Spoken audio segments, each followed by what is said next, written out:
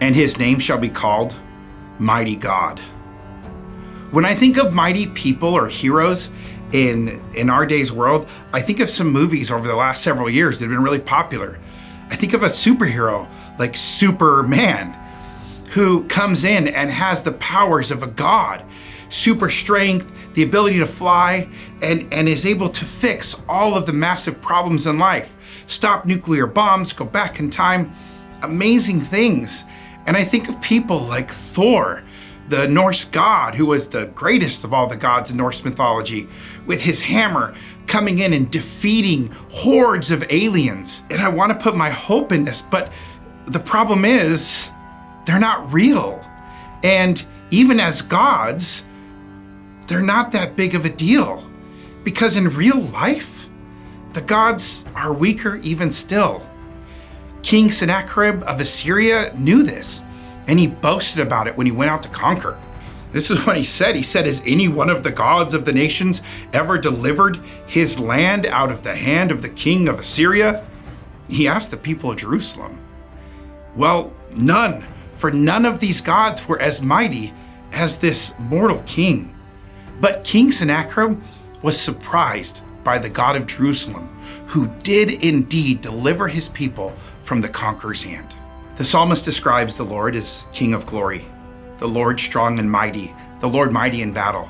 For his power extends beyond the land and the house of Israel, but to all creation, to all his creation, the work of his hands. He has the power to deliver from the enemy, because it was by his power and his will that all things were created and have their being. It is only under his authority and by his permission that any ruler is allowed to rule. Thus the Psalms reminds us, if rulers conspire together against the Lord and his anointed, they do so in vain, for he is enthroned in heaven and shall break or rule them with a rod of iron. And actually, Psalm 2 says it is the Lord's anointed. The Hebrew word is Messiah, who will break them. We forget that today sometimes. Putin has invaded the Ukraine, and we have disasters and conflicts fermenting throughout the world. And if a greater war should break out, this time we have such weapons and such populations that we could kill more people today than even were alive at the end of the last World War. What God of what land can deliver us from that? The Messiah can.